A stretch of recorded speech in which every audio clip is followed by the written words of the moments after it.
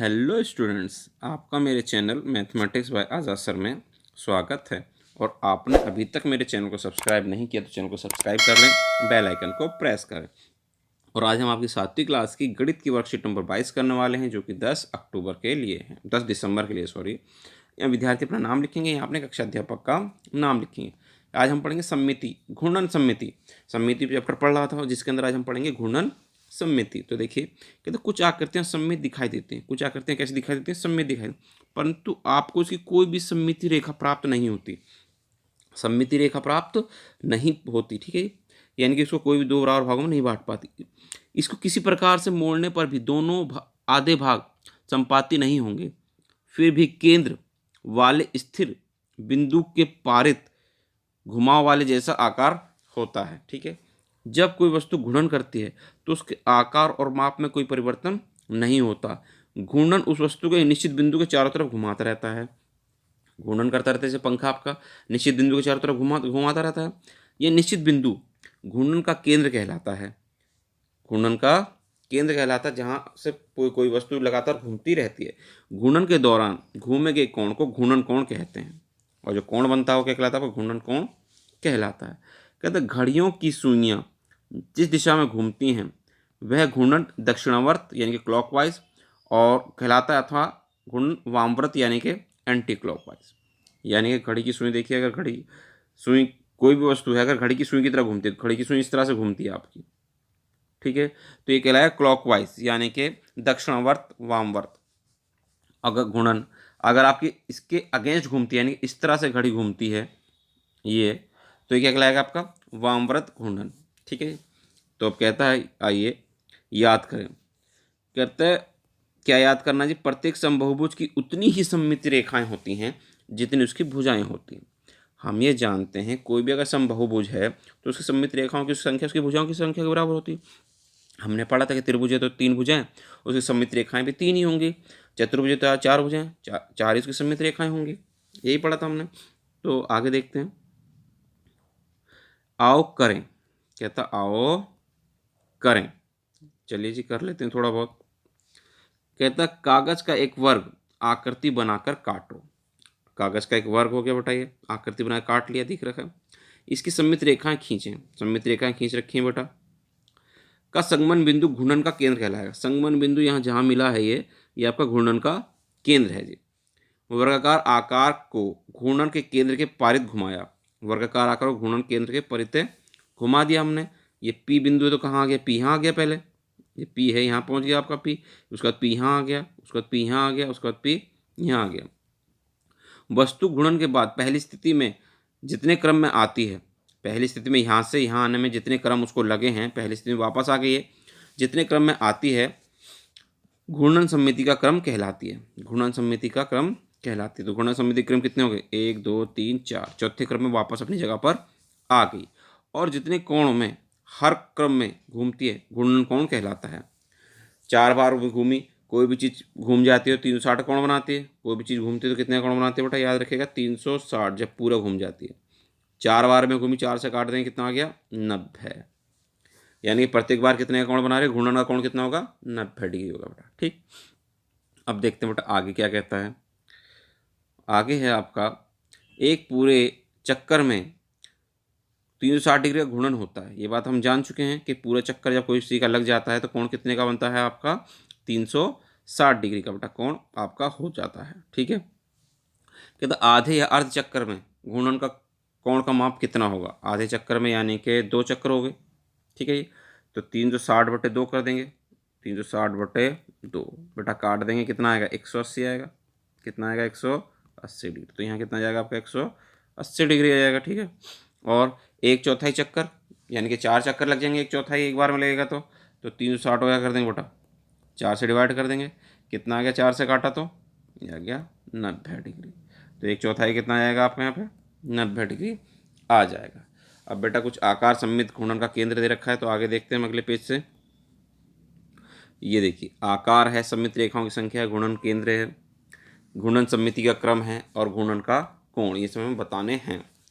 तो देखिए आप आकार है वर्ग, वर्ग के अंदर सममित रेखाओं की संख्या कितनी होती है, वर्ग की चारों भुजा बराबर हैं तो सममित रेखाओं की संख्या कितनी होगी, जाहिर सी बात है 4 ही होगी बेटा। उसके बाद क्या कहता है, घूर्णन का केंद्र। घूर्णन का केंद्र कहाँ होगा, जहाँ पे भी ये रेखाएं एक दूसरे से मिलती हैं, संगमन बिंदु जो सम्मुख भुजाओं के मध्य बिंदु को जोड़ता है, वही आपकी कहलाएगा। ठीक है जी। उसके बाद क्या है आपका, उसके बाद है आपका जी घूर्णन सम्मति का क्रम। घूर्णन सम्मति का क्रम कितना आया था जी, 4 आया था, क्योंकि 4 भुजाएं हैं तो जो घूर्णन का केंद्र भी कितना होगा, 4 होगा। घूर्णन का कोण 4 से काट देंगे 360 को, कितना आ जाएगा, 90 डिग्री आ जाएगा। उसके बाद कहता है जेड अक्षर का भी बारे में बताइए। तो हम जेड अक्षर के बारे में बताते हैं कि सममित रेखाओं की संख्या कितनी होगी, 0, क्योंकि कोई भी रेखा नहीं है जो इसको 2 बराबर भागों में बांट दे। घूर्णन का केंद्र इसके अंदर होगा जी, बिल्कुल होगा। घूर्णन का केंद्र कहाँ पे होगा, वो ये यहाँ पर होगा बीच में इसके। ठीक है, जो इसको लगातार घुमाता रहेगा, एक बार घुमाएंगे तो इस तरह से आपका बन जाएगा घूर्णन केंद्र बेटा, बीच में यहाँ पे सेंटर में होगा। ठीक है, ये। और घूर्णन सममिति का क्रम, घूर्णन सममिति क्रम कितने होंगे, 2 होंगे। एक बार यहाँ बन जाएगा, फिर वापस दूसरे अगली बार में अपने पोजीशन में आ जाएगा। उसके बाद कोण कितने का बनेगा बेटा इसका, जब 2 बार में पहुंच रहा है तो 180 डिग्री का। कितने का, 180 डिग्री का। एस अक्षर का भी केंद्र बेटा बीच में होगा इसके। ठीक है, तो सममित रेखाओं की संख्या तो इसके अंदर भी नहीं होगी, कोई भी ऐसी रेखा नहीं जो इसको 2 बराबर भागों में बांट दे। ठीक है, और इसके अंदर घूर्णन का केंद्र होगा, क्या लिख देंगे जी, हाँ लिख देंगे। और घूर्णन सममिति का क्रम कितना होगा, 2 होगा। और कोण कितने का बनेगा आपका, 180 डिग्री का कोण बनेगा। उसके बाद अक्षर ई, अक्षर ई की बात करें तो सममित रेखाओं की संख्या कितनी होगी बेटा, 1 होगी। एक रेखा कैसे होगी भैया, बीच में से इसको यहाँ से ये काट देगा। ठीक है, दोनों हिस्से क्या हो जाएंगे, बराबर बराबर हो जाएंगे। लेकिन इसमें से कोई भी आपका संगमन बिंदु नहीं होगा, घूर्णन का केंद्र यानी कि कोई भी नहीं होगा। ठीक है जी। घूर्णन सममिति का क्रम की बात करें तो वो भी एक बार में ही पूरा घूम जाएगी। और घूर्णन का कोण जब पूरा घूम जाएगी एक ही बार में तो कितने का होगा, 360 डिग्री होगा। अगर वृत्त की बात करें तो वृत्त के अंदर क्या होता है बेटा, अनंत होते हैं। क्या होगा बेटा आपका, अनंत। ठीक है जी। सममित रेखाओं की संख्या क्या पड़ी थी हमने पिछली वर्कशीट में, अनंत होती थी। जब तो घूर्णन का केंद्र भी होता है वृत्त के अंदर, तो यहाँ लिख देंगे, हाँ लिख देंगे।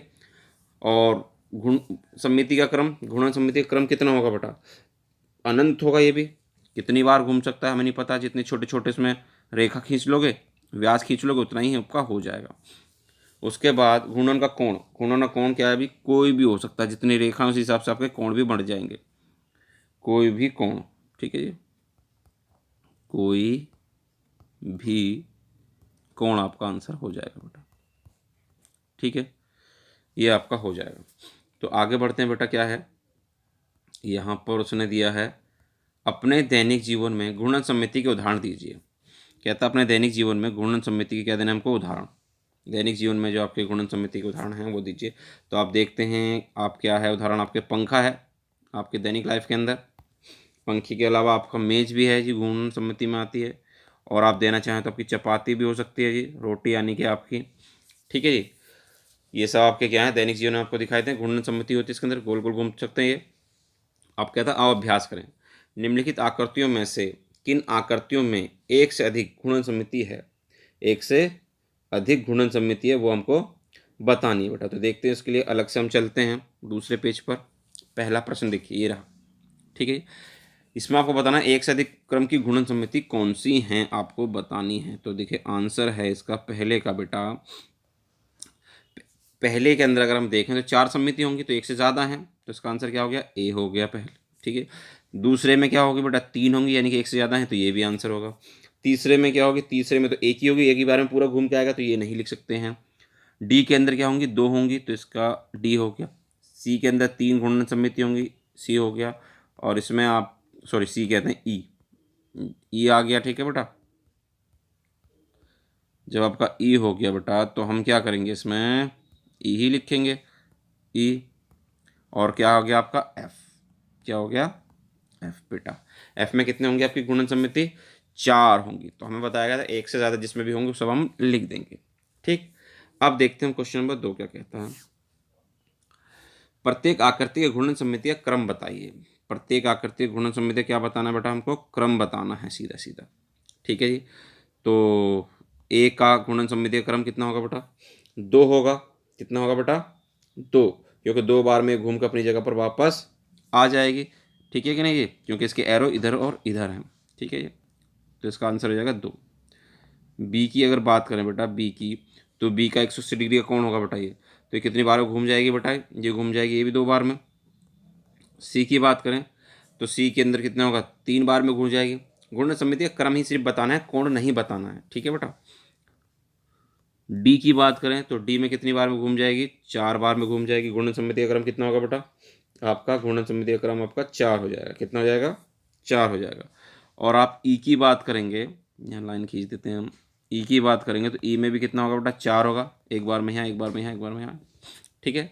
समझ रहे ना आप, 3 क्यों होगा इसका, 3 बार में घूम जाएगा, ये 4 बार में घूमेगा, ठीक है। अपनी जगह पे वापस। एफ़ की बात करें तो एफ़ का कितना होगा बेटा, एफ़ का होगा आपका 5, क्योंकि एक बार में यहाँ 2 3 4 और 5, ठीक है।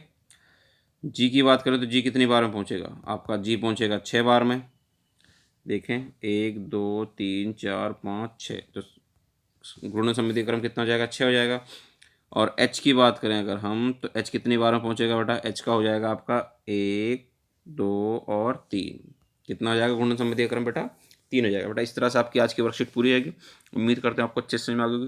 तो वीडियो पसंद आए तो वीडियो को लाइक करना, शेयर करना और कमेंट करना। और अभी तक आपने हमारे चैनल को सब्सक्राइब नहीं किया तो चैनल को सब्सक्राइब करें, बेल आइकन को प्रेस करें। मिलते हैं आपसे अगली वीडियो में।